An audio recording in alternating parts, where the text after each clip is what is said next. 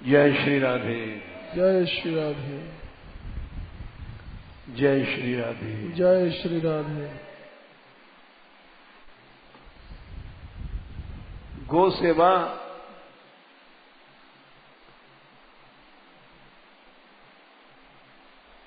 बड़ी सावधानी से करनी चाहिए।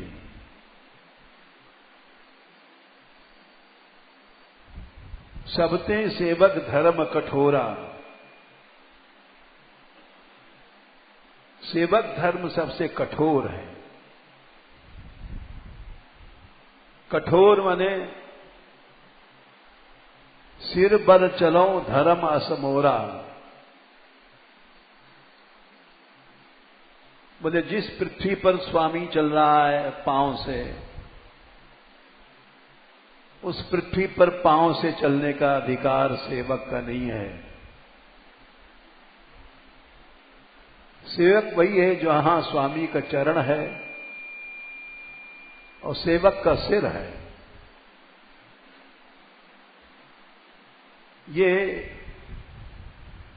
एक ही चौपाई में बहुत सुंदर समझाया। सेवक स्वामी के बराबर नहीं बैठता है। अगर बराबर बैठता है तो ये सेवक नहीं है। सेवक का धर्म है कि जिस पृथ्वी पर स्वामी चलता है उस पृथ्वी पर पांव न रखे जाएं, सिर के बल चला जाए। इसको सेवक धर्म कहते हैं। इसीलिए भरत जी ने जब राम चले गए वन में तो उन्होंने भी पृथ्वी के नीचे गुफा बनाई। नंदीग्राम कहते हैं। और वो जमीन के नीचे गुफा है। बोले जिस पृथ्वी पर हमारे स्वामी रहते हैं उस पृथ्वी पर हम पांव कैसे दे सकते हैं। हम तो सेवक हैं और उस पृथ्वी पर सिर के बल चलना हमारा धर्म है।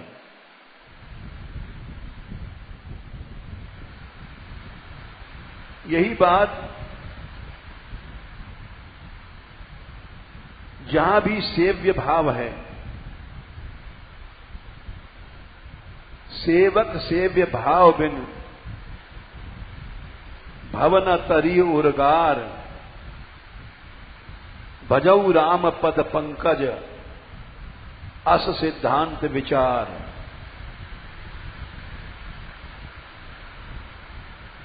सेवा क्या है? पैसा देना सेवा नहीं है। शरीर से कर्म करना सेवा नहीं है। सेवक सेव्य भाव, सेवा का भाव हृदय में हर समय रहे आवे। यदि भाव नहीं है तो सेवा नहीं है। हमने पैसा दिया, अहम भाव आ गया, सेवा नहीं है। शरीर से परिश्रम किया, अहम भाव आ गया, सेवा नहीं है। भागवत में प्रथम स्कंद में 17वें अध्याय में कहा गया है, तपः शौचम दया सत्वम इति पादा कृते कृता अधर्मांशैस्त्रयो भग्ना स्मय संगमदायीस्तव। स्मय माने गर्व या अहम आया और तप नष्ट हुआ। यहां तक कि महाराष्ट्र में भी एवं कृष्णाद लब्धमाना महात्मना 29वें अध्याय में 47वें श्लोक में आया है दशम स्कंद के कि भगवान ने जब गोपियों को बहुत सम्मान किया तो उनके अंदर मैंपना आ गया। गोपियों से ज्यादा प्यारा कौन हो सकता है? एवं भगवता कृष्णाद लब्धमाना महात्मनः आत्मानं मेनिरे स्त्रीणां मानिन्योऽभ्यधिकं भुवि। उन्होंने देखा कृष्ण हमारे नचाए नाचते हैं, हमारी सेवा करते हैं, एक खिलौना बन गए हैं। तो कृष्ण के सम्मान को प्राप्त करके एवं भगवता कृष्णाद लब्धमाना महात्मनः आत्मानं मेनिरे स्त्रीणां मानिन्योऽभ्यधिकं भुवि। संसार की जितनी स्त्रियां हैं सब में अपने को ज्यादा गौरव वाली समझ लिया। स्मय माने गर्व आया और सब प्रेम खत्म, तपस्या खत्म, सेवा खत्म। तासाम तत्सौभगमदम वीक्षमानम च केशवः। उनके उस सौभाग्य मद को देख करके भगवान ने सोचा अभी तो महाराष्ट्र की शुरुआत है, सालों महाराष्ट्र चलेगा, इस जड़ को पहले खत्म कर दो, अहम भाव को पहले खत्म कर दो। प्रशमाय प्रसादाय, प्रशम माने इस अहम भाव को खत्म करने के लिए और कृपा करने के लिए। तत्वैव अंतर्धीयत, भगवान गोपियों को छोड़ करके अंतर्धान हो गए। कितना बड़ा त्याग था गोपियों का कि भगवान ने लौटाला फिर भी नहीं लौटी। मातरः पितरः पुत्राः भ्रातयः पतयश्च वः विचिन्वन्ति ह्य पश्यन्तो मां कृध्वं बंधु साध्वसम। भगवान ने दिखाया कि देखो तुम्हारी माताएं रो रही हैं, ढूंढ रही हैं, बेटी कहां है? पितरा, तुम्हारे पिता लोग जंगलों में ढूंढ रहे हैं, पुत्री कहां है? भ्रातरा, तुम्हारे भाई लोग ढूंढ रहे हैं। अरे बहन, तू जंगल में किस जगह है? बता, हम तुझको ढूंढ रहे हैं। पतयश्च, जिनके पति थे वो सब रो रहे हैं। मातरा पितरा पुत्रा भ्रातया पतश्च विचिन्वन्ति ह्यपश्यन्तो मां कृध्वं बंधु साध्वसम। तुम इन सबों को कष्ट मत दो, जाओ, चली जाओ। भगवान ने ये बात परीक्षा के लिए कही और ये बात सुखदेव जी ने स्वयं कहा है। ता दृष्ट्वान्तिकमायाता भगवान ब्रजयोषितः अवदताम श्रेष्ठो वाचा पेशैर विमोहयन। ये भगवान जो लौटाल रहे हैं ये सच में नहीं लौटाल रहे हैं, ये विमोहयन मोह में डाल रहे हैं गोपियों को कि ये लौट जाएं, परीक्षा ले रहे हैं। ये बात प्रहलाद जी ने भी कहा था कि आपने जो वरदान देने की बात कह रहे हैं ये माम प्रलोभय उत्पत्त्या आसक्तम, हमको आप लोभ मत दो, हम तो जन्म से आसक्त हैं संसार में। लेकिन आपने ये क्यों कहा है? लोभ नहीं दे रहे हैं, आप तो भगवान हैं, परम दयालु हैं, परम कृपामय हैं। भृत्य लक्षण जिज्ञासुर भक्तम कामेश्वर चोदेत। जैसे चावल बनाने वाली एक चावल को लेकर के मसलती है, चावल अगर मसल में आ गया तो पक गया, बोले ठीक है बटोलो ही उतार दो। वैसे ही आप भी भक्तों को लक्षण जानने के लिए ऐसी बातें कहा करते हैं। भृत्य लक्षण जिज्ञासुर भक्तम कामेश्वर चोदेत। नान्यथा ते खिल गुरु घटेत करुणात्मनम। नहीं तो करुणा वाला भगवान कहीं भोग देगा, मलमूत्र देगा, धन संपत्ति देगा, कभी नहीं हो सकता। भगवान तो इनसे छुड़ाता है। सुदामा चरित्र में यही बात सुदामा जी ने कही थी कि भगवान सदा अपने दास को छुड़ाते हैं। ये माया जय जय अजाम अजित दोष गृभीत गुणाम। ये दोष भरी माया है, एक दुष्ट अतिशय दुख रूपा। ये दुष्ट माया है, दुख रूपा माया है। जब भगवान की दया होती है, अतिशय प्रबल देव यह माया, छूटे नाथ करो जो दाया, छूटे राम करो जो दाया। ये अतिशय प्रबल माया है, दुख देने वाली है। ये भगवान की कृपा से ही छोड़ती है। काली सर्पणी भी भयंकर है, उससे हजारों गुना भयंकर माया है। इसका विष कभी नहीं उतरता है।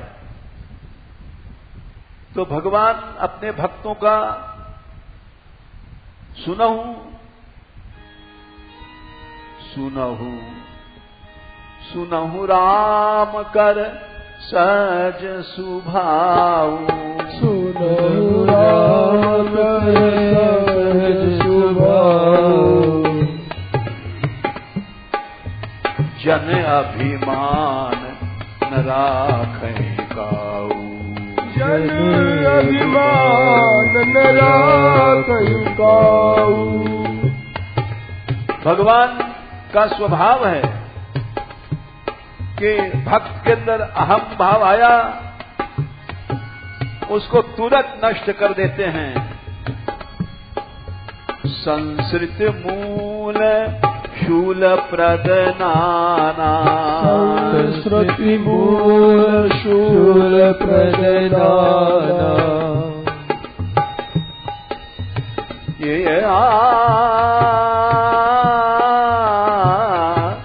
संस्कृति मूल शूल प्रदनाना। संस्कृति मूल शूल प्रदनाना। 84 लाख योनियों में चक्कर में डालने का यही अहंकार है, दारुण दुख देती है। जब भगवान की कृपा होती है, ताते करहि कृपा निधि दूरी। ताते करहि कृपा निधि दूरी। संस्कृति मूल शूल प्रदनाना। दैते पुन दारुण दुख नाना। अनंत दुख जीव प्राप्त करता है।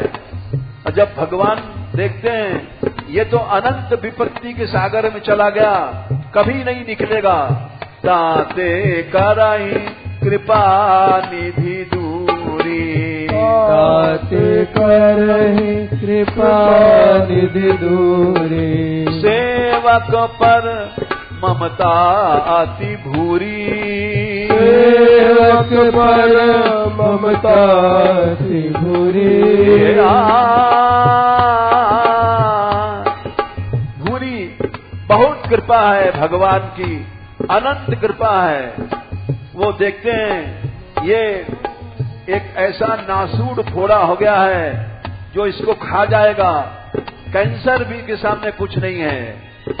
ताते करही कृपा निधि दूरी, सेवक पर ममता अति भूरी। जिमी जिमी शिशु व्रण होए गुसाई, जिमी शिशु व्रण होए गुसाई। बहुत बड़ा फोड़ा हो गया है, अपने बेटे को माता पकड़ करके ऑपरेशन करवाती है, चीरा लगवाती है। मातु चिराओ कठिन की नाई, मातु चिराओ कठिन की नाई। बच्चा रो रहा है लेकिन माँ पकड़ करके बोले नहीं, इसको ऑपरेशन करो।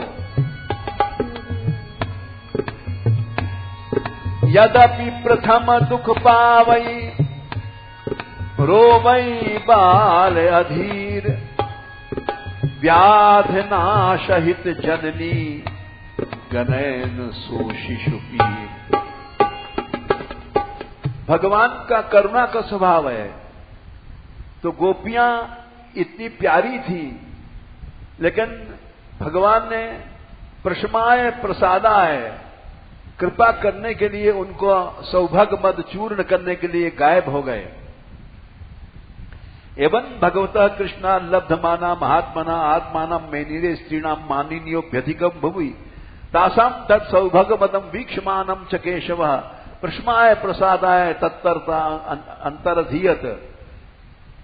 अंतर्धान हो गए। और उस समय गोपियों को इतना कष्ट हुआ, करिण्य इव यूथपम, जैसे गजराज के जाने पर सैकड़ों हथनियां क्रंदन करती हैं, चिघाड़ करती हैं। हाथी का प्रेम प्रसिद्ध है गजराज का, और उसकी हथनियां भी भागवत में इस उपमा को दिया गया है 30वें अध्याय में। अंतर्हिते भगवती सहसैव ब्रजांगना अतप्तन स्तमच्चक्षाण करिण्य यूथपम। जैसे हथनियां चिल्लाती हैं हाथी के बिना, हाथी को अगर सिंह आकर के मारता है तो वो भी हथनियां विधवा हो जाती हैं और उनका क्रंदन बहुत भयानक होता है, चिघाड़ कर रोकती हैं। वैसी गोपियां विरह में क्रंदन करने लग गईं, लेकिन भगवान ने मातु चिराव कठिन की नाई, प्रेम के अंदर अहम विष है, उसको नष्ट करना है। वो प्रेम रूपी तप को जला देता है। भरत जी को कितना कष्ट था, लेकिन भगवान को प्रेम रूप माखन प्रकट करना था और भरत पयोधि गंभीर, भरत रूपी समुद्र को मथा, मथि प्रकटेव सुरसार हित, कृपा सिंधु रघुवीर। प्रेम अमीय मंदर बिरह, प्रेम रूपी अमृत जैसे समुद्र मंथन से मंदराचल पर्वत को मथा गया, मंदराचल पहाड़ की मथानी बनाई गई और उस मथानी से समुद्र को मथा गया। उसी तरह से भगवान ने समुद्र मंथन की तरह भरत रूपी समुद्र का मंथन किया, विरह रूपी मंदराचल की मथानी को डाल करके। भरत जी 14 साल तक उन्होंने वो तप किया जो जंगल में नहीं हो सकता है। इतना बड़ा तप कोई कर नहीं सकता। वो सब क्यों किया? कि प्रेम रूपी माखन प्रकट हो जाए और हम लोग जो सुविधावादी हैं, भोगवादी हैं, भक्ति मार्ग में आकर के भी शरीर की सुविधाएं ढूंढते रहते हैं। एसी नहीं मिला तो चिल्लाने लग गए, कूलर नहीं मिला तो चिल्लाने लग गए। ये हम लोगों की कमजोरियां हैं। प्रेम रूपी समुद्र में मक्खन तभी प्रकट होता है जब उसको मथा जाता है। समुद्र मंथन से भी ज्यादा कठिन है विरह रूपी मथाने के द्वारा भावनाओं को मथा जाए, तब उससे प्रेम प्रकट होता है। भगवान ने भी ये किया। गोपियों का समूह चिल्ला रहा है, करुण्य यूथपम। ऐसा विरह आज तक देखा नहीं गया।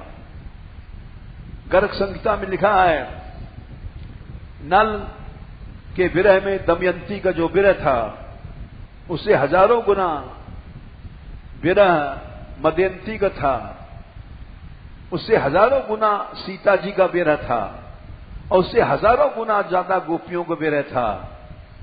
उन्होंने ऐसा विरह किया,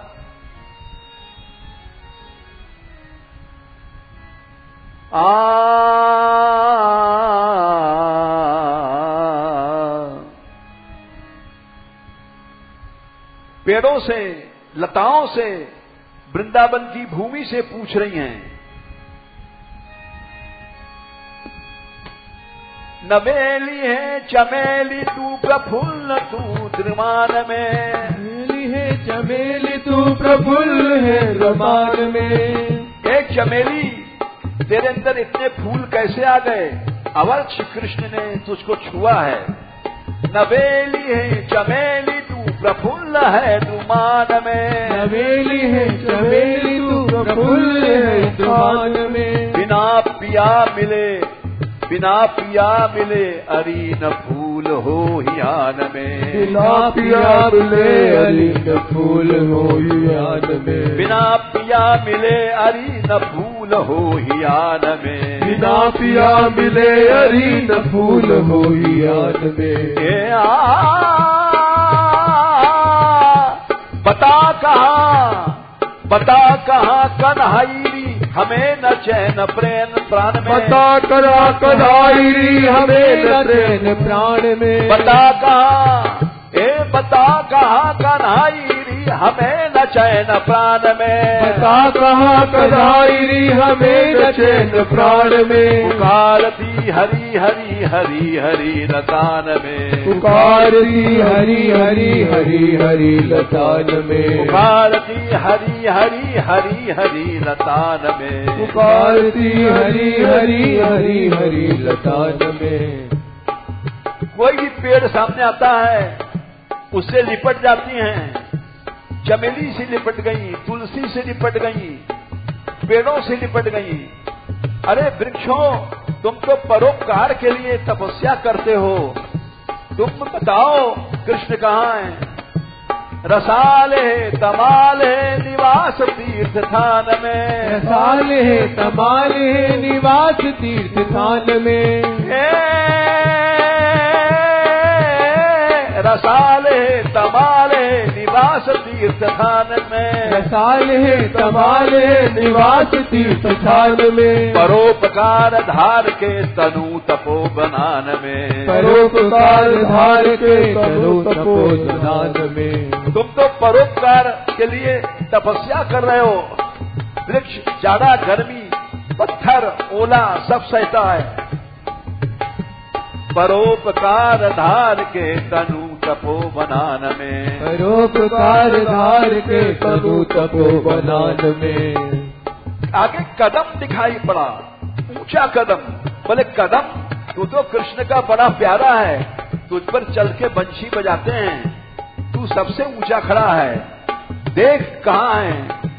कदम उच्च तू समर्थ दूर के दिखान में। कदम उच्च तू समर्थ दूर के दिखान में।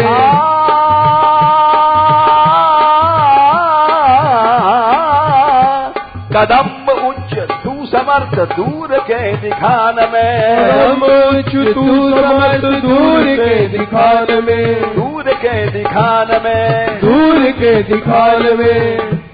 पुकारती पुकारती हरि हरि हरि हरि लतान में, पुकारती हरि हरि हरि हरि लतान में। ये तो हमने एक छोटा सा नमूना दिया। वे कैसी हैं गोपियां?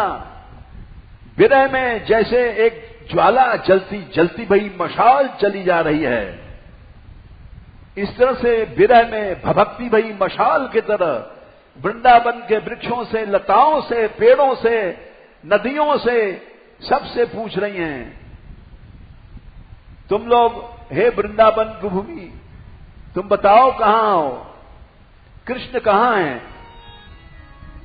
ऐसा विरह है, ऐसा उत्कट विरह भगवान ने प्रकट किया। उस विरहाग्नि में अहम सब जल गया। उनके अहम को जलाने के लिए ये भगवान ने प्रयत्न किया। तासाम तत्सौभग मतम वीक्षमानम च केशवः प्रशमाय प्रसादाय तत्रैवांतर्धीयत। ये भगवान की कृपा होती है। जब इस विरहाग्नि में उसके सारे जला देते हैं भगवान दोषों को। रास पंचाध्यायी के शुरू में यही बात कही गई कि भगवान ने जब गोपियों को रोक दिया गया था, मकान में बंद कर दिया गया, तो उस समय गोपियों को जो श्री कृष्ण का ध्यान किया और उस ध्यान में जो उनको आनंद प्राप्त हुआ, ध्यान प्राप्ता च्युताश्लेष निर्वृत्या क्षीण मंगला, तो पुण्य जल गए। पुण्य भी बंधन है, पाप भी बंधन है। पुण्य करोगे भोग मिलेगा, सुख मिलेगा, लड्डू पेड़ा मिलेगा, वो तुम्हारे प्रेम को नष्ट कर देगा। तो गोपियों ने ध्यान में श्री कृष्ण को, जब ध्यान में श्री कृष्ण प्रकट हुआ तो ध्यान प्राप्ता च्युताश्लेष निर्वृत्या क्षीण मंगला, और उसके बाद जब विरह दूसरा प्रेष्ठ विरह तीव्रताप धुता शुभा, विरह की ज्वाला में सब पाप जल गया। प्रतिबंधक तत्व जितने जल गए सब जल गए, अहम भी जल गया। दूसरा प्रेष्ठ विरह तीव्रताप धुता शुभा, एक ऐसा ताप प्रकट हुआ कि जिससे सब अशुभ अहंकार जल गए। इसीलिए भगवान ने क्या, यज्ञ दान तपः कर्म न त्याज्यम कार्यमेवेत, यज्ञोदानम तपश्चैव पावनानि मनीषिणाम। आज हमारा समाज तप से घबराता है, कष्ट से घबराता है। थोड़ा सा भी बिजली नहीं है तो कैसे सोएंगे रात, कैसे रात कटेगी। हम लोग कमजोर हो गए हैं, तप नहीं है, विरह नहीं है, कुछ भी सह तरोरपि सहिष्णुता ये हमारे जीवन में नहीं है, केवल कथाओं में है, केवल चिल्लाने के लिए है। तरोरपि सहिष्णुता अमानिना मान देन कीर्तनिया सदा हरि, हम लोगों को जीवन में ये नहीं है। तो मैं ये कह रहा था कि सेवा बहुत कठिन है। सबते सेवक धर्म कठोरा, सिरबल चलऊं धर्म असमोरा। इस चौपाई को अगर हम समझ लें तो भक्ति आ जाए। बोले पांव से चलने का धर्म नहीं है इस पृथ्वी पर, जिस पृथ्वी पर तुम्हारा स्वामी बैठा है या चल रहा है। इस पृथ्वी पर पांव से नहीं चलना चाहिए, सिर के बल चलना चाहिए। वही ये सेवा भाव है, सेवक धर्म है। ऐसी भावना, ऐसा त्याग, ऐसा कष्ट किस सेवक के हृदय में है, दिखाई नहीं पड़ता है। तो गो सेवा, प्रश्न है, सेवा बहुत कठिन चीज है। और सेवक को जब हमने गोविंद लीलामृत में, जो गौड़ेश्वर संप्रदाय का प्रसिद्ध ग्रंथ है, बहुत दिन पहले हमने सुनाया था कि कृष्ण ने यशोदा से कहा था कि मां, जब गौ माता छतरी नहीं लगाती है, जूती नहीं पहनती है, तो हम लोग कैसे जूती पहन सकते हैं? हमारा धर्म ये नहीं है, हम सेवक हैं। यशोदा प्रसन्न हो गई और बोली, हमारा अब गोप वंश बढ़ेगा, क्योंकि इसके अंदर सेवा भाव आ गया। यशोदा ने पुत्र के मुंह में खंडन नहीं किया कि नहीं, तू तो जूती पहन के जा, छतरी लगा के जा। कृष्ण की बात का समर्थन किया, क्योंकि यशोदा रानी बड़ी भक्त थी और उन्होंने कहा, हम गोप वंश के हैं, हमारा धर्म है, हम गाय की भक्ति से चलें और इससे भगवान प्रसन्न होता है। अब प्रश्न है कि जो लोग भाव नहीं रखते और गौशालाओं में पैसे का दुरुपयोग होता है, गाय के चारे को खा जाएंगे बेच करके। कुछ दिन पहले तुम लोगों ने शायद सुना होगा, बिहार में किसी का नाम लेना ठीक नहीं है, मुख्यमंत्री पर आरोप लगाया गया था चारा घोटाला। चारा घोटाला का केस बहुत चला था भारतवर्ष में और उस चारे के घोटाले का फल रहा कि मंत्रीपन चला गया, गद्दी चली गई। वो हमारे पास आए थे यहां गहबरबन में, मुख्यमंत्री उस समय। हमने उस समय कहा था सबके बीच में, क्योंकि हम लोग तो साधु हैं, साधुओं के जबान पर लगाम तो होती नहीं है। हमने कहा तुम्हारे ऊपर बहुत कलंक है, इस कलंक को दूर करो, बस इतना कहा था। उसके बाद यहां से चले गए और वो मंत्रिमंडल उनका चला गया। वो क्यों चला गया? गायों का चारा तुमने अपने आप खा लिया, उसका प्रत्यक्ष चमत्कार आया कि तुम्हारी राजगद्दी चली गई। इस सावधानी के साथ हमको चलना चाहिए। अभी आज सवेरे एक बड़े अच्छे भक्त थे बरेली के गुरुवर जी, उनका लड़का 50 साल बाद हमसे मिलने आया। हमने कहा तुम इतने दिन बाद आए? बोले हां।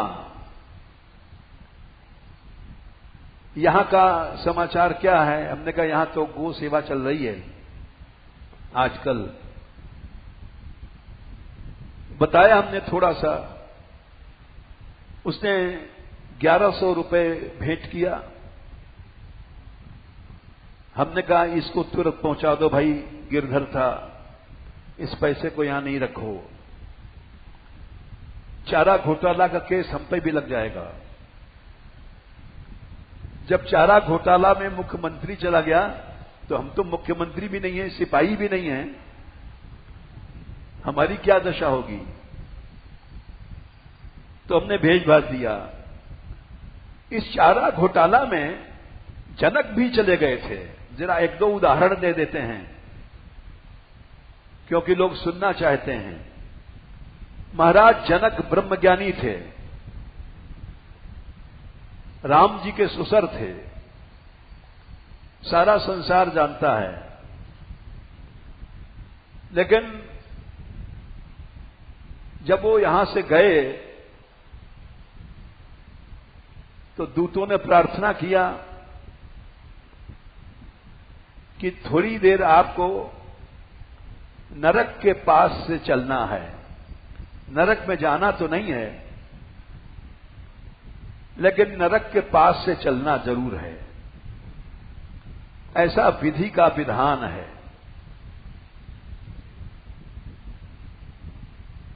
लोगों को बड़ा आश्चर्य हुआ, ये ऐसा क्यों है? जनक जी ने पूछा, हमारी समझ में तो हमने आज तक कोई अपराध या पाप किया नहीं है, हमको बताया जाए हमारे किस कर्म का ये दंड है। बोले, आपसे अनजान में एक चारा घोटाला का केस हो गया। बोले, कैसे? एक गाय खेत में चर रही थी, अपने हाथ से उसको हटा दिया था, किसी गरीब का खेत था, इसलिए आपको नरक के पास से निकलना पड़ेगा। बोले, गाय को हटाने का धर्म नहीं है, थोड़ी सी भूल आपसे हो गई। बोले, अच्छा चलो नरक के पास से निकले।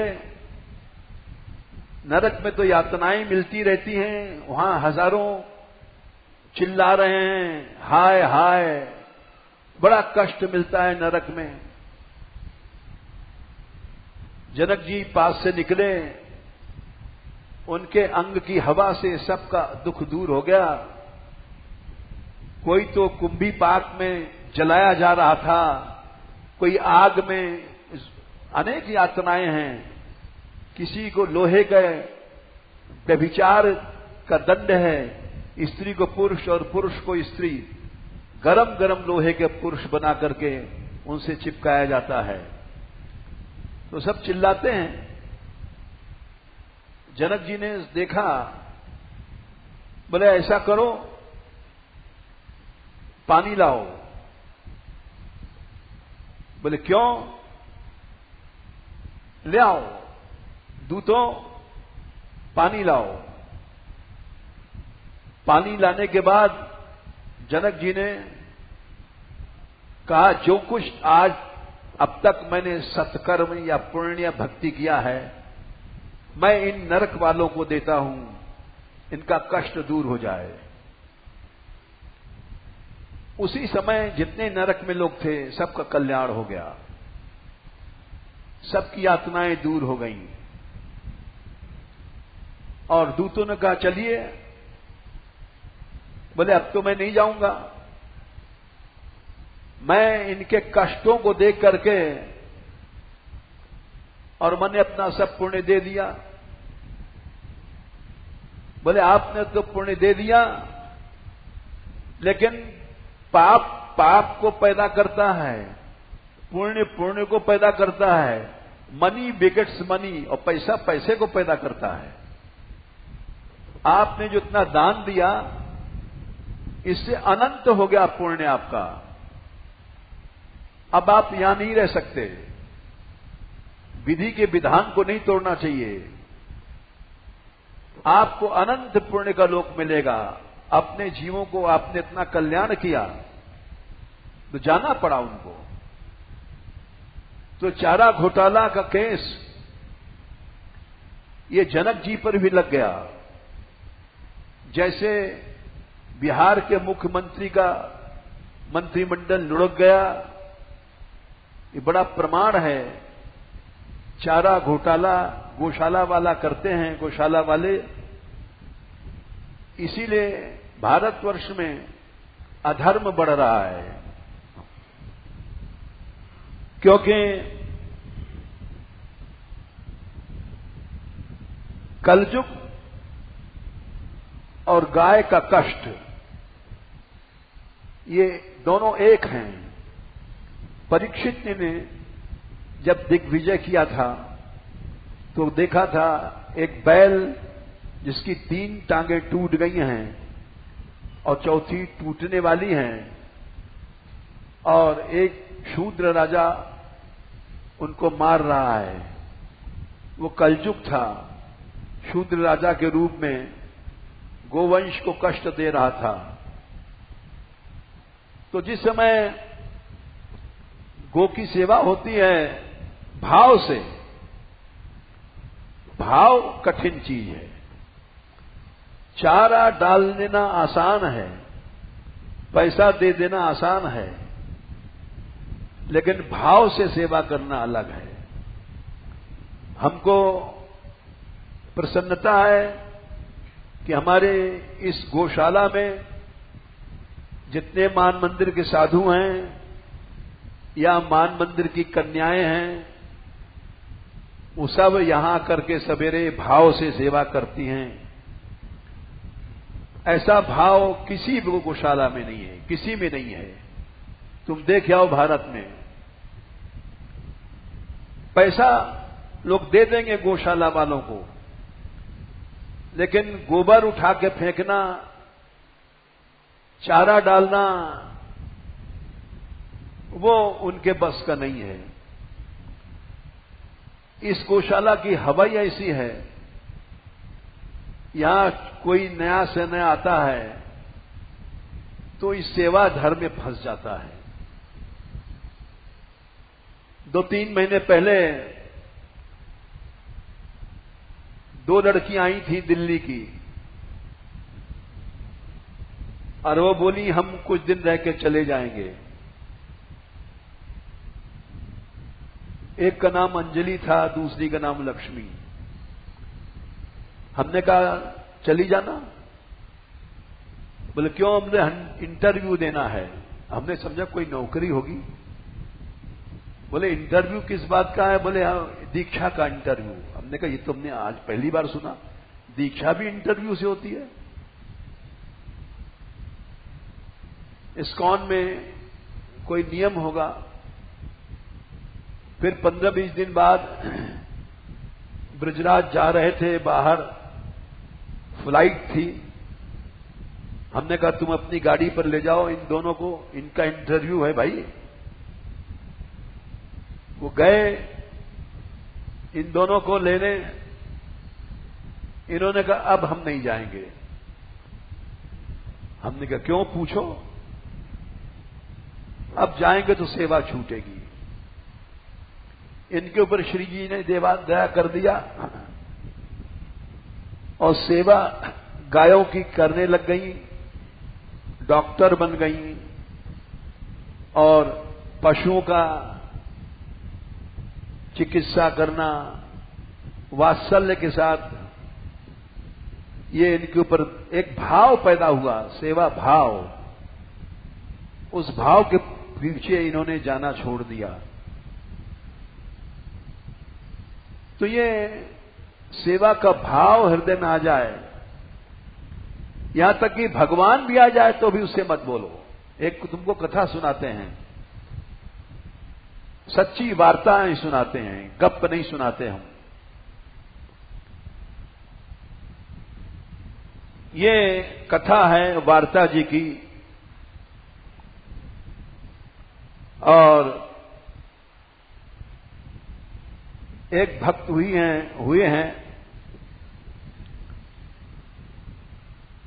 जिनका नाम है गोपीनाथ दास ग्वाल।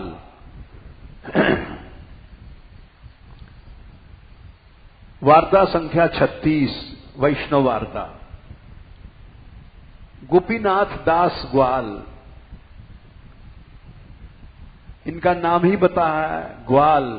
ग्वाल माने जो गायों की सेवा करता है।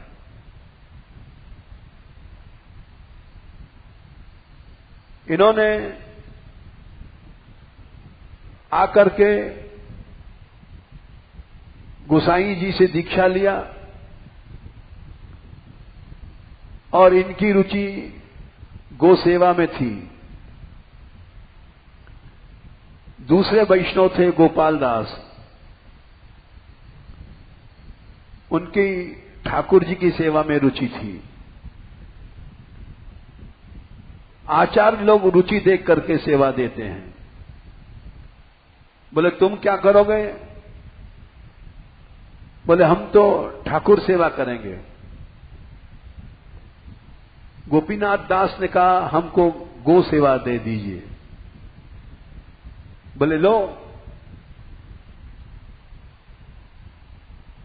और वो सेवा करने लग गए। सेवा ऐसी किया उन्होंने कि गोपाल दास से आगे चले गए, ठाकुर सेवा करने वाले पीछे रह गए। सेवा ऐसी करते थे जैसे गौ माता बच्चा अपनी मां के लिए सुंदर बिस्तर लाता है, मां को सुलाता है, तो वैसे ही जहां गायें रहती थी वहां कंकड़ वंकड़ झाड़ करके स्वच्छ रखते थे, गोबर इत्यादि कोई भी वहां गंदगी नहीं रहती थी। और उसके पीछे इन्होंने, एक दिन की बात थी, भोजन नहीं किया, कई दिन तक सेवा में लगे रहे। तो श्रीनाथ जी स्वयं इनके पास पहुंचे। गोपीनाथ दास, तूने भोजन नहीं किया, प्रसाद लेने नहीं गया, अपनी पत्तल, ग्वारिया के लिए पत्तल बंधी रहती है, पत्तल नहीं लाया। नाथ जी से बोले, हां नाथ जी, मैं पत्तल लेने नहीं गया। पत्तल लेने जाता तो हमारी सेवा छूट जाती। वाह!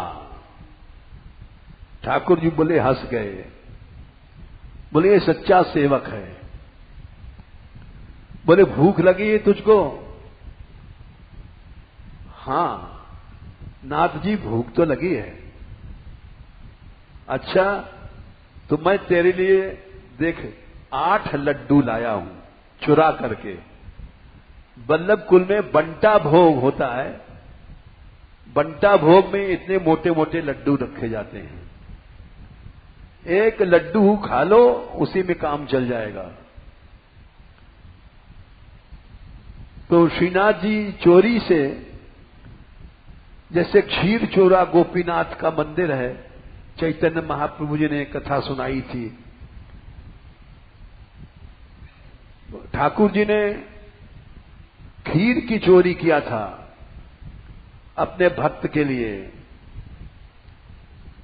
वैसे ही ठाकुर जी ने, वहां तो माधवेंद्रपुरी सिद्ध भक्त थे, उनके लिए खीर की चोरी किया। कथा सब लोग जानते हैं, समय नहीं है इसलिए हम नहीं सुनाएंगे। इस समय गोपीनाथ जी की सुना रहे हैं। ठाकुर जी ने 8 लड्डू निकाले मोटे मोटे और बोले, ले इसको रख ले और खा लेना। उसने ले लिया, झोली पसार करके पूरा गट्ठर बन गया 8 लड्डुओं का, और भोजन नहीं किया।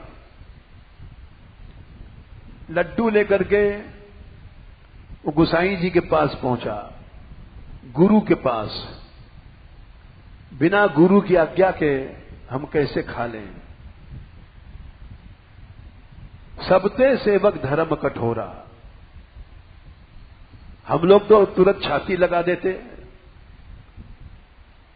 लेकिन वो सच्चे भक्त थे, लड्डू पा करके गुरु को नहीं भूले। गोसाई जी के पास पहुंचे, बोले गोपीनाथ कैसे आया? बोले जय जय। लड्डू रख दिए सामने। अरे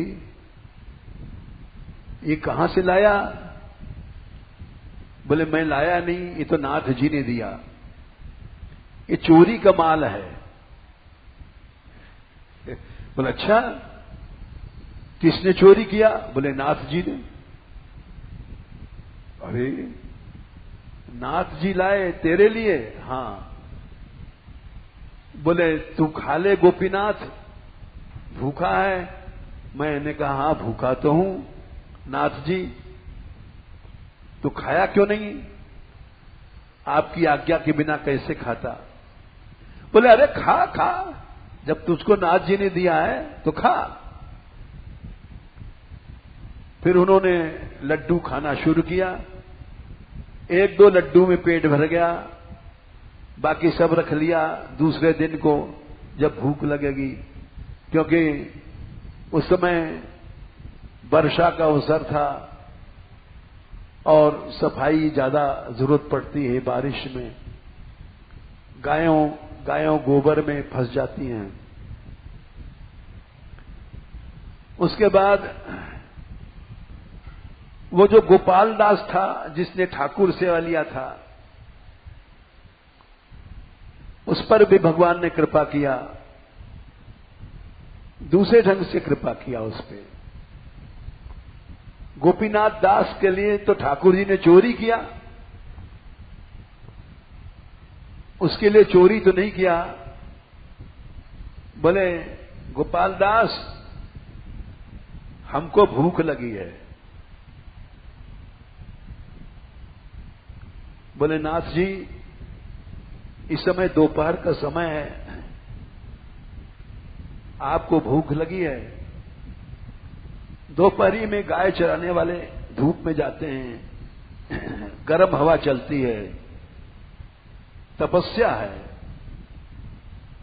ठाकुर जी भी जाते थे और कष्ट सहते थे। चलसी यद ब्रजा चारयन पशु नलिन सुंदरम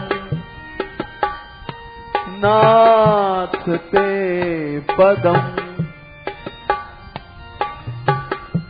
तुम जब गायों को चारण करने के लिए चलते हो जंगल में, ये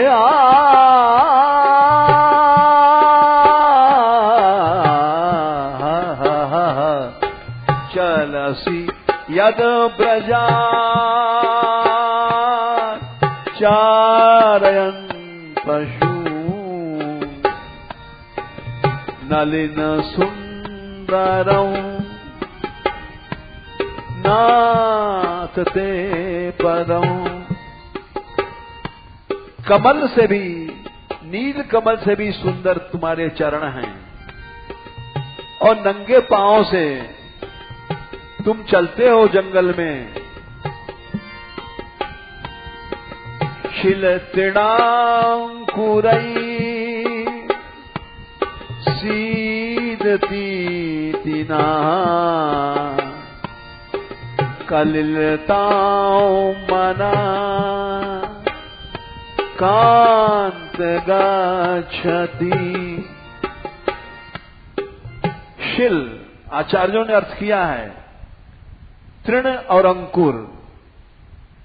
ब्रज क्या है? ब्रज में कांटे हैं, कंकण हैं। शिल मने कंकड़ियां हैं, तृण मने नुकीली घासें हैं, अंकुर कांटे हैं। ये श्री कृष्ण के चरणों में चुभ जाते हैं। और सीदती थी, तुमको कष्ट नहीं होता? बोले नहीं। माता की सेवा में कोई कष्ट होता है? शिलित तृणांकुरई सीदती तिना कलिलताम मनः कांत गच्छति। बोले हमको कष्ट होता है कि हमारे नाथ तुम कांटों में, कंकड़ों में घूमा करते हो। वृंदावन का रसिक कौन है? व्यास जी ने लिखा है, कोटि मुक्ति सुख हो तबूखरू जब लगे गड़ी पायन। जब ब्रज का कांटा गूखरू होता है, एक तरह का कांटा होता है, सिंघाड़े जैसे शक्ल का होता है, छोटा होता है, चुभ जाता है। तो वो उस समय करोड़ों मुक्ति का सुख होता है हमको, उसको ब्रज रसिक कहा गया। जिसको कांटे चुभने में करोड़ों मुक्ति से ज्यादा सुख मिले, उसको भगवान का ब्रज रसिक कहा गया। व्यास जी कहते हैं वो ही रसिक है। हम लोग कैसे रसिक हो जाएंगे? एसी की बिजली चली गई, नींद नहीं आई, हार्ट फेल हो गया, हम कैसे रसिक बन सकते हैं? रसिक तो वो है जिसको कांटे चुभ गए तो कहता है आहा, करोड़ों मुक्ति का सुख मिला है। ऐसा क्या उदाहरण संसार में है? ऐसा रसिक कोई है? ऐसा तो हमको दिखाई नहीं पड़ता, होगा तो हमारी नजर में नहीं होगा। ऐसे रसिक बहुत हैं जो एसी में लेटे हैं और जिनको कोई चिंता नहीं है, सुविधावादी जीवन है, भाषण दिया, रसिक बन गए। लेकिन ऐसा रसिक केवल पुस्तकों में मिलता है। कोटि मुक्त सुख होत, गुखरू जबय लगय गणि पायन। ये व्यास जी ने कहा, ये महारसिकों ने कहा है, छोटे छोटे ने नहीं कहा है। स्वामी हरिदास ने कहा है, मन लगाए पीर प्रीति कीजे, कर करवासों। बैराग करो, करवा से प्रेम करो, ब्रज बीथिन दीजय सोहनी। और वृंदावन के ब्रज में जाओ, बुहारी लगाओ, जाने किस गली से राधा रानी आ जाएंगी, इस भाव से बुहारी लगाओ। गो गो सुतन सो, मृगी मृग सुतन सो। ब्रज की गायों और बछड़ों से प्यार करो, मृगी हिरणों से, हिरणों को बच्चों से प्यार करो। और तन दे नेक न जोहनी। श्री हरिदास के स्वामी श्यामा कुंज बिहारी, ज्यों सिर पे दोहनी, इसको रसिक कहते हैं। उसको रसिक नहीं कहते हैं कि जो सुविधावादी जीवन बिता रहा हो। आज हमने सवेरे सुनाया था कि भगवान राम ने अपने भक्तों को जाते समय अपने उन चरणों को स्थापित किया जिनमें दंडकारण्य के कांटे लगे हुए थे। स्मरताम हृदय विन्यस्य, स्मरण करने वालों के हृदय में विद्धम कंटक, विद्धम दंडक कंटकई, स्वपाद पल्लवम राम आत्म ज्योतिरगात ततः। राम ने कहा मेरे उन चरणों को ध्यान करो जिनमें कांटे लगे हुए हैं। विद्धम दंडक कंटकई, मेरे उन चरणों को ध्यान मत करना जो राजगद्दी पर बैठे हैं, मखमल की पीठ पर मेरे पांव रखे हैं। नहीं, मेरे उन चरणों को ध्यान करो। विद्धम दंडक कंटकई, इसको प्रेमी कहते हैं। उसी तरह से व्यास जी कहते हैं रसिक कौन है? कोटि मुक्ति सुख होत भूखरू जबय लगय गणि पायन, उसको कहते हैं रसिक। आज का व्यास रसिक नहीं बन सकता। थोड़ी सी कष्ट मिल जाएगा तो चिल्लाएगा, नाक भाव सिकोड़ेगा। वो प्रेमी नहीं हो सकता है, वो पाखंडी है, सुविधावादी है। उसके जीवन में प्रेम आ ही नहीं सकता है। वो तो केवल एसी चाहिए, कूलर चाहिए, इसीलिए साधु बना है। रसिक वसिक नहीं है वो, रसखान रसिक थे।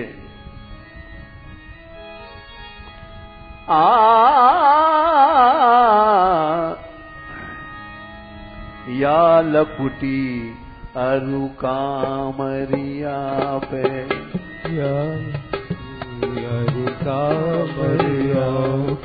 राजती हूँ पुर को तजदारो, राजती हूँ पुर को तजदारो।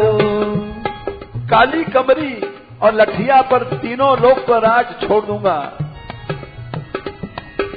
या लपुटी अरुकामरिया पे ज्ञान कुटी अरुकामरिया पे राजती हूँ पुर को तजदारा राजती हूँ पुर को तजदारो आठों सिद्धि नवो निधि को सुख आठों सिद्धि नवो निधि को सुख नंद की गाय चराय बिसारो नंद की गाय चराय बिसारो। गो सेवक कौन है? आठों सिद्धियों को और नवों निधियों को सुख को छोड़ देता है, केवल भाषण नहीं देता है। आठों सिद्धि नवों निधि को सुख आठों सिद्धि नवों निधि को सुख नंद की गाय चराय बिसारो नंद की गाय चराय बिसारो। बोले ब्रज में जाओ और वहां के तालाबों सरोवरों को पहाड़ों को देखो, ये ब्रज है। केवल कोठियों में पड़े रहते हो। रस खान कब इन नैनन सो रस खान कब इन नैनन सो ब्रज के बन बाग तड़ाग निहारा ब्रज के बन बाग तड़ाग निहारो। और ये सोने के महल फेंक दो।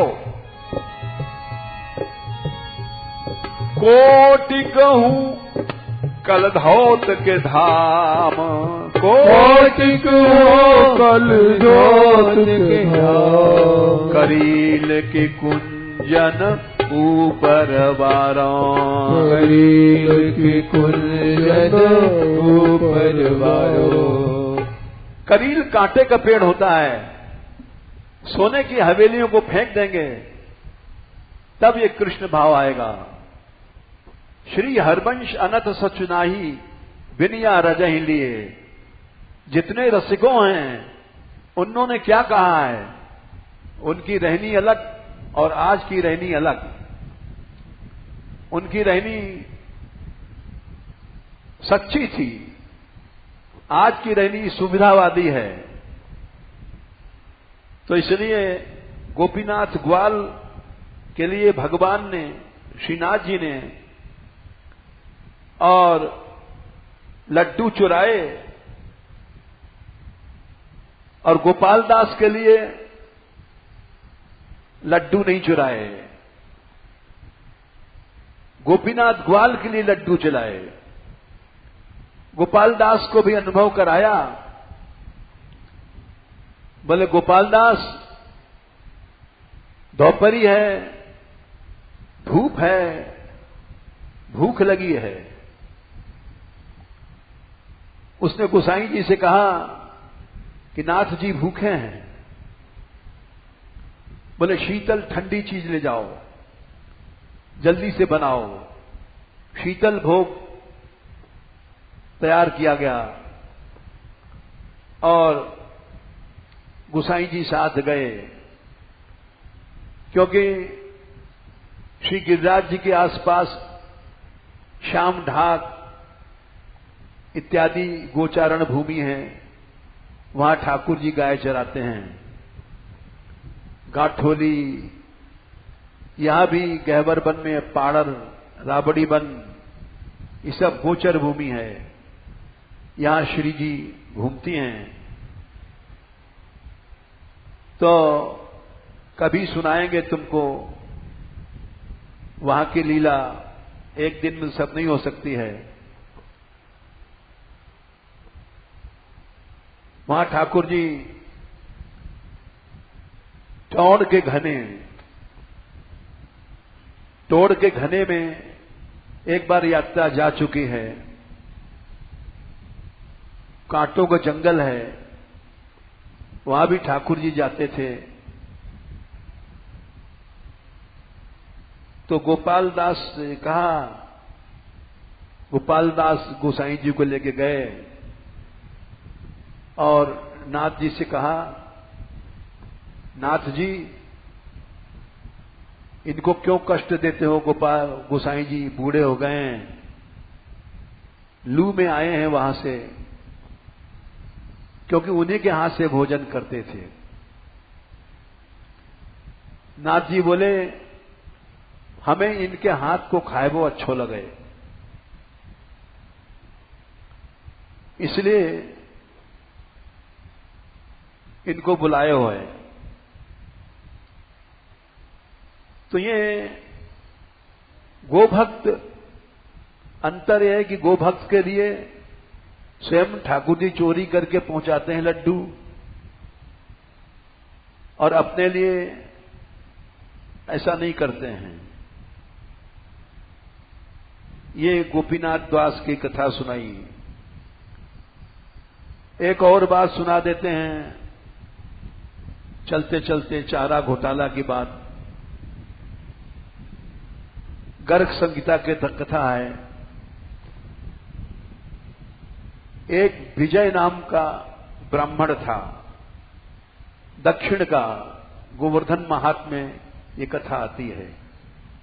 सब कथाएं सही हैं, पौराणिक हैं। विजय नाम का ब्राह्मण, वो अपना पैसा ब्रज में ब्याज पर उठा देता था, और वो वसूली करने आया था। मथुरा में ये 10वें अध्याय में गिरिराज खंड में गर्ग संहिता में कथा विस्तार से आती है। इसको हम गिरिराज लीला में, यात्रा में सुनाते भी हैं। और वहां वो जब मथुरा से चला वसूली करके पैसा, गिरिराज जी में आया। रास्ते में गिरिराज जी की परिक्रमा कर लें, इधर दक्षिण में जा रहा था, तो एक राक्षस सामने आया और उसके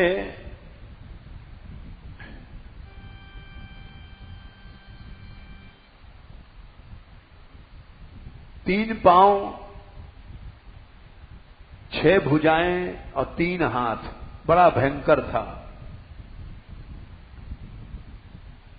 वो विजय को खाने के लिए दौड़ा। जब विजय ने उसको देखा, बड़ा भयानक, तो उसने डर के कारण गिरिराज जी की एक शिला खींच के मारी, और शिला के लटते ही मान वो राक्षस कृष्ण रूप बन गया। इससे गिरिराज जी की महिमा प्रकट होती है। और विमान से जब आकाश में जाने लग गया, तो विजय ने पूछा कि भाई तुम कौन हो? अभी तो राक्षस थे, अभी तुम्हारा कृष्ण रूप हो गया, ये कैसे हुआ? तुम हमको थोड़ा सा सुनाओ अपनी जीवनी। अब वो तो गिरिराज जी के स्पर्श से भगवत स्वरूप बन गया था, तो उसके अंदर दया आ गई थी, राक्षस तो नहीं रहा। उसने कहा जरूर सुनाऊंगा तुमको विजय। मैं वैश्य बनिया था और पैसा को ही भगवान समझता था। पैसा वाले भोगी होते हैं। मैं एक वेश्या में आसक्त हो गया और उसके चक्कर में ऐसा फंसा कि अपनी स्त्री जो सती थी उसको मैंने छोड़ ही नहीं दिया, बल्कि एक दिन काट दिया, तलवार से टुकड़े टुकड़े कर दिया। क्योंकि वो वेश्या उसके सब संपत्ति चाहती थी, गहने बहुत थे। सौत को कोई भी देख के खुश नहीं होती है। उस वेश्या को खुश करने के लिए मैंने उसको काट डाला, हत्या किया। उसके बहुत से और हत्याएं किए। ब्राह्मण का द्रव्य, गायों का द्रव्य, ये सब नहीं खाना चाहिए, मैंने ये सब खाया। जैसा गौशाला वाले करते हैं, सब पैसा खा जाते हैं। गायों का पैसा गायों में नहीं लगाते। तो एक दिन घड़ा फटता जरूर है। बहुत सी हत्याएं किया, अन्याय का पैसा खाया, ब्राह्मणों का, गायों का। एक दिन जा रहा था, काले सांप ने काट लिया, मर गया। सांप ने काट लिया तो यम के दूत आए, बोले तेरे ऊपर चारा घोटाला का केस है, चल नरक। कुंभी पाक नरक में ले गए, जहां औटाया जाता है आग में डाल करके। एक मनवंतर तक 30 करोड़ वर्ष का एक मनवंतर होता है। 30 करोड़ वर्ष तक उसको कुंभी पाक नरक में डाला गया। उसके बाद तप्त सूर्मी नरक में लोहे की बड़ी बड़ी सलाखाएं घुसाई जाती हैं। एक कल्प तक उसको तप्त सूर्मी नरक में रखा गया। एक कल्प होता है 4,29,40,000 वर्ष तक का। एक मनवंतर तो 30 करोड़ का था, उससे 14 गुना बड़ा एक कल्प होता है। एक कल्प ब्रह्मा जी का जितना बड़ा दिन, इतना उसने तप्त सूर्मी नरक में कष्ट पाया। उसके बाद 84 लाख योनियों में उसका जन्म हुआ। 10 जन्म तो सूअर बना और 100 जन्म तक व्याघ्र, चीता। 1000 जन्म तक ऊंट बना और 10,000 जन्म सर्प बना। उसके बाद फिर राक्षस बना। राक्षस बन करके एक शूद्र के शरीर में प्रवेश करके विजय पर हमला कर रहा था। बोले इसने एक शिला मार दिया, गिरिराज जी की शिला से हमारा कल्याण हो गया। हे विजय, इस गिरिराज की महिमा का वर्णन ब्रह्मा भी नहीं कर सकता है। तो हमने इसलिए ये सब बातें सुनाई कि सेवा में सावधानी रखना चाहिए। अगर सावधानी है, भाव से सेवा है, तो नाथ जी यानी प्रभु हमारे लिए लड्डू चुराएंगे, हमारे योगक्षेम को धारण करेंगे। ये सब कथाएं सत्य हैं और धारण कर ही रहे हैं। हमारी इस गौशाला में कई लाख का खर्च है, 5-6 लाख रोज का, और मांगा जाचा नहीं जाता। ठाकुर जी चला रहे हैं। और जब तक यहां भाव है तब तक ये आराम से चलेगा। भाव जब टूट जाएगा, ऐसा करें नहीं प्रभु, बड़े भाव से, भाग्य से सेवा मिली है, उसको भाव से करो, व्यवसाय नहीं बनाओ। अपने शरीर के स्वार्थ के लिए नहीं करो। और अब तो यहां अखंड कीर्तन भी हो रहा है। ये गोयज्ञ की सबसे बड़ी पूर्ति करने वाला अंग है। ये फिर सुनाएंगे।